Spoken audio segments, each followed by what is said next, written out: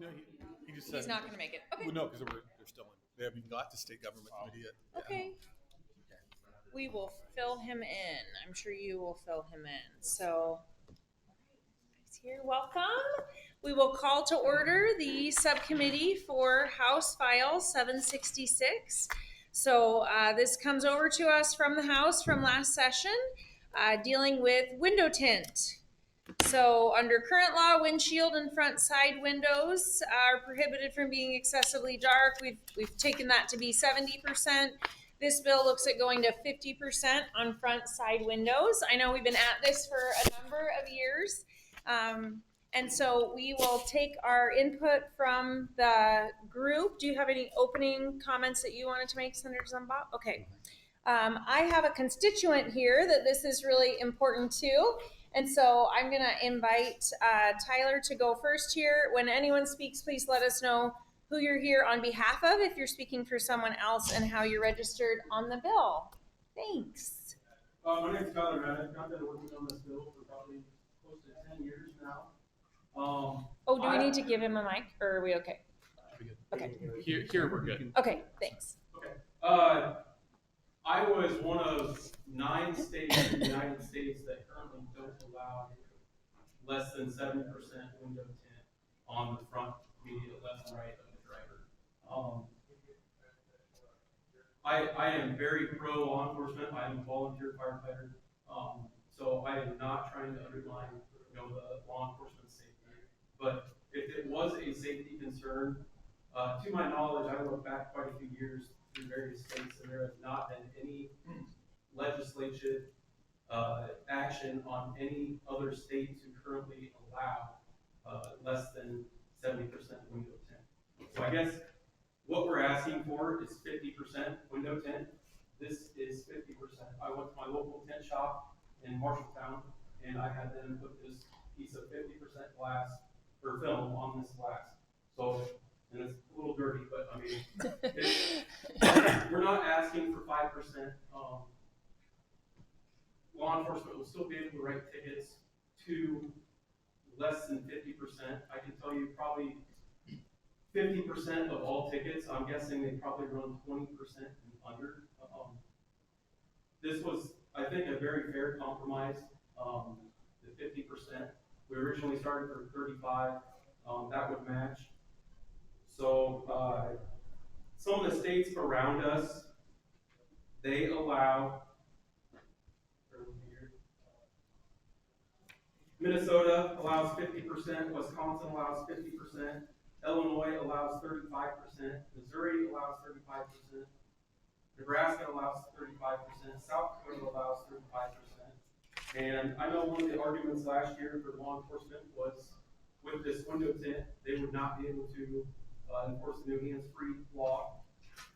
This was an article from 2023 or 2024.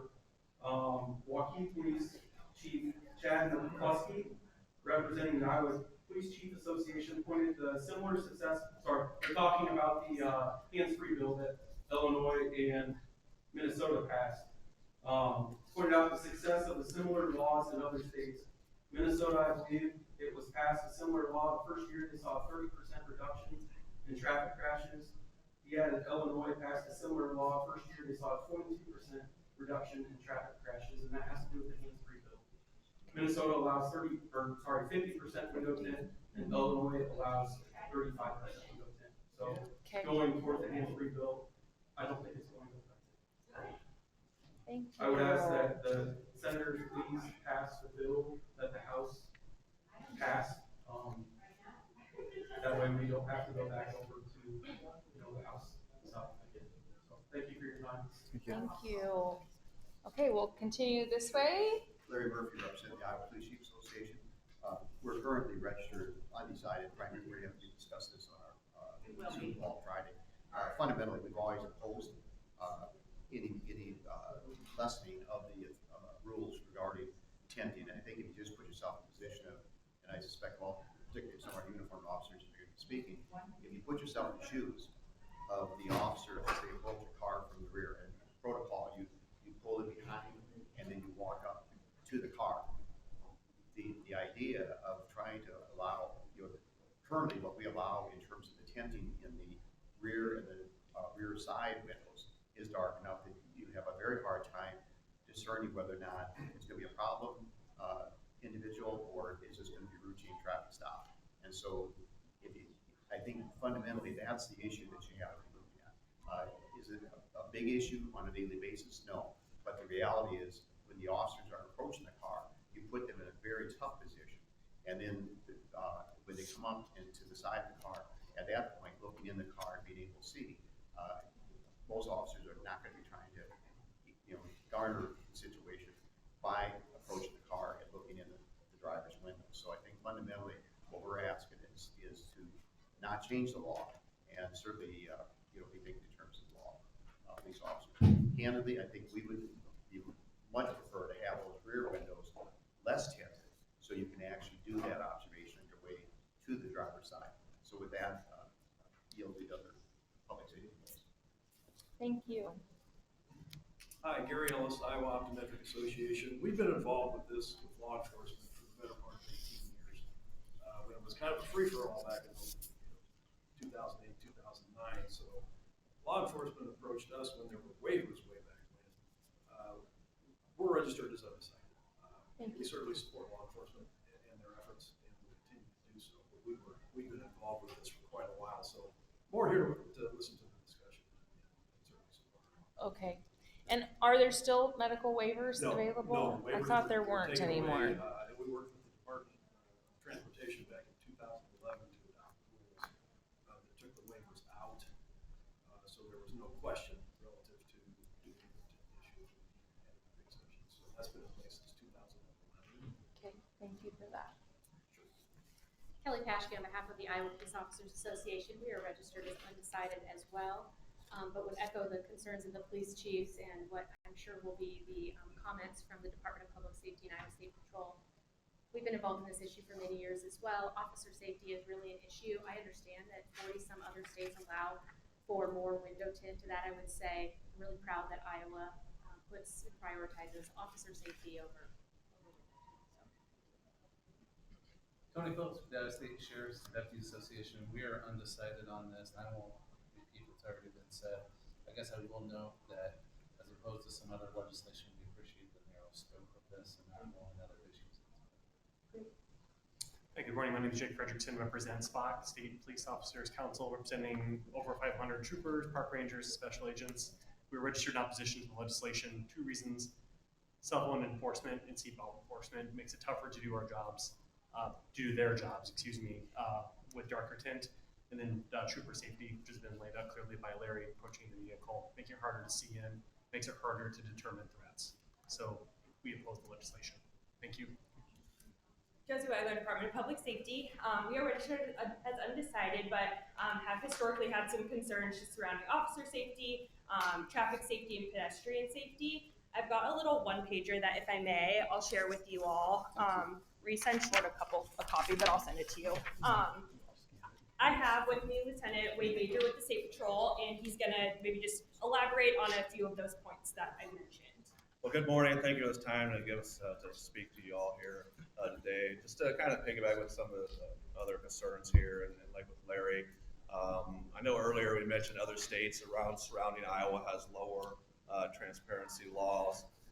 However, each of those states also have a higher standard far as the rear windows go, the back glass, and the back side windows. So they require a higher transparency to be able to see through some of those.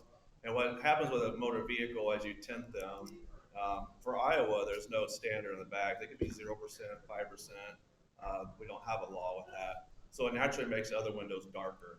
So that would just bleed into the front windows. Currently, 70% is the minimum that you have to have as far as transparency. If you go down to 50, the dark windows at 0 behind the driver are going to naturally make the front 2 sides darker in appearance as you're passing or approaching.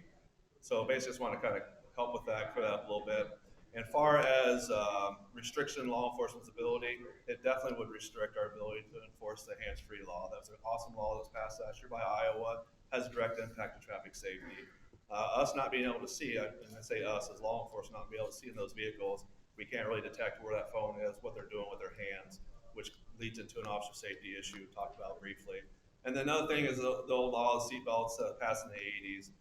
Currently, seatbelts are still a problem. A lot of our fatalities are due to people not wearing their seatbelt. They're being ejected from vehicles that get rolled on top of. So the tinted windows, again, would restrict our ability to see that seatbelt clearly. We're not going to pull them over if we think the seatbelt's not on. We got to be 110% sure to know the seatbelt's not on, and having a clear view will help us in that manner as today.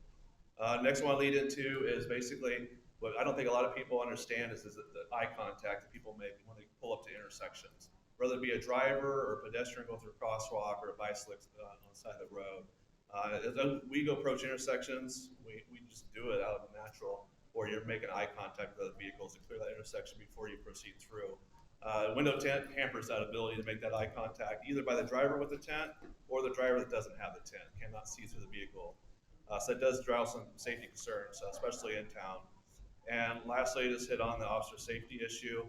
It is a deep concern, as we talked about before, of the rear glasses. There's no standard with that being as dark as one would like. So as you approach the vehicle, you can't see in the back, can't see in the sides, and then you're left with that one window left. Right now for Iowa, that one window is supposed to be clear, which is to our advantage, so we can see through there when we get around that B pillar and see where the people's hands are. Hands are our biggest threats to try to figure out if it's safe to approach that vehicle or not. Lastly, sometimes we get a little bit of concern about UV protection as far as the skin goes and stuff like that. Just want to touch on that briefly, and no one's mentioned it, but 3M does make a protective UV film, thank you, Josie, that does go on the vehicles. That does protect one from the sunlight and the UV rays. That still keeps the transparency above 70 without any tinting. So just want to throw that in there as well. So thank you. Thank you. Is there anyone online who would like to offer input? You can find the button to raise your hand and we will ask you to unmute. And I know there's a little bit of a delay, so we'll take a minute for that. Tyler, can you bring me that piece of glass, please? Thank you. Usually Sure, 'cause it is glass. Right. Let's not slice my fingers open. Yep. Thanks. There we go. Austin.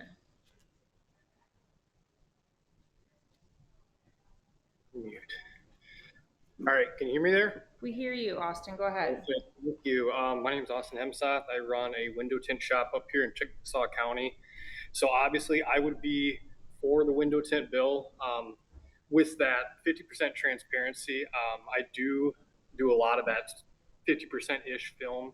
A lot of my clients know that that is going to be over the limit, but with that film, in my opinion, that's not hindering any kind of visibility for law enforcement. I do agree with them on the rears, having a bit of a safety concern and obviously that eye contact. I know another thing that has been brought up that has shot the bill down is the fiscal effect of it, thinking that we might not be writing citations anymore. A lot of my clients, most of them, for the most part, they're just going to say, I understand it's illegal. I'm going to do whatever I want for a darker film. So in my opinion, I believe, there's still going to be that fiscal effect of writing citations. I know obviously officer safety is a big deal. So if that's anything, maybe there should be an amendment to the bill that we lower those rear windows to something that's reasonable to, protect our law enforcement and, make everybody safe and, just reasonable with that bill. Another thing could be done is, I think in years past, they've tried to make an amendment where there could be a secondary citation if you do not roll that window down before that officer reaches the rear bumper of the vehicle.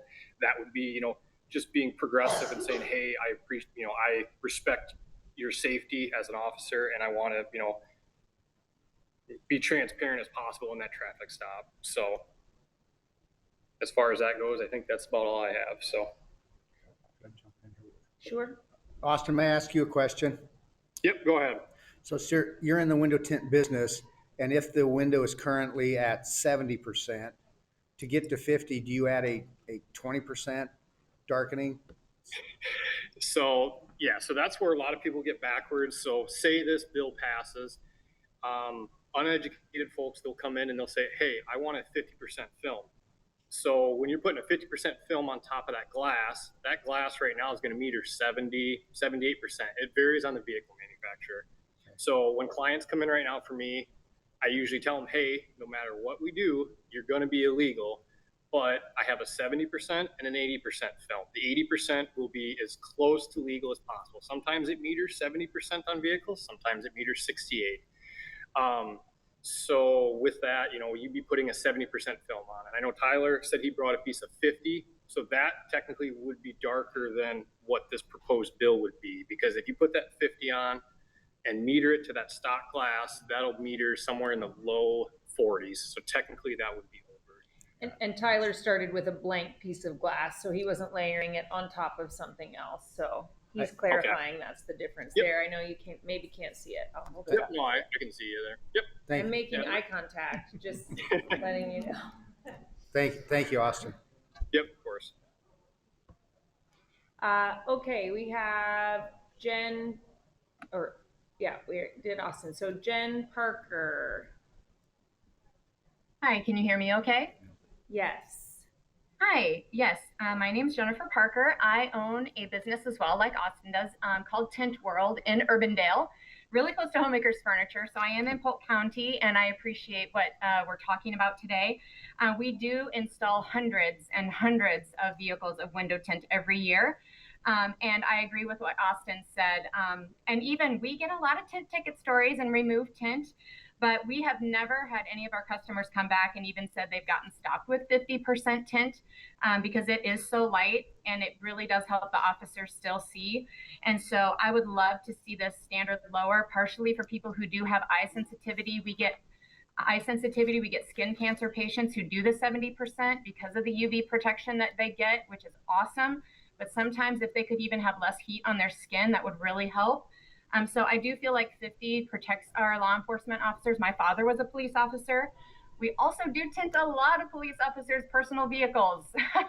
So, and it is lower than the standard, let me tell you, because they want to be private and I can't blame them. So anyway, but I think the 50% would be an amazing opportunity for our business as well. We employ a lot of people, but also I want to keep our officers safe. And so we do a lot of federal, state, and local vehicles in our shop. We're doing one right now. And so we want to keep them safe and we want to keep our people protected as well. So I appreciate your time and this going forward before the committee today. And I would be happy to answer questions too. Thank you. Thank you. Okay, I think we got everybody for speakers. Anybody else online? Raise your hand if you didn't get a chance yet.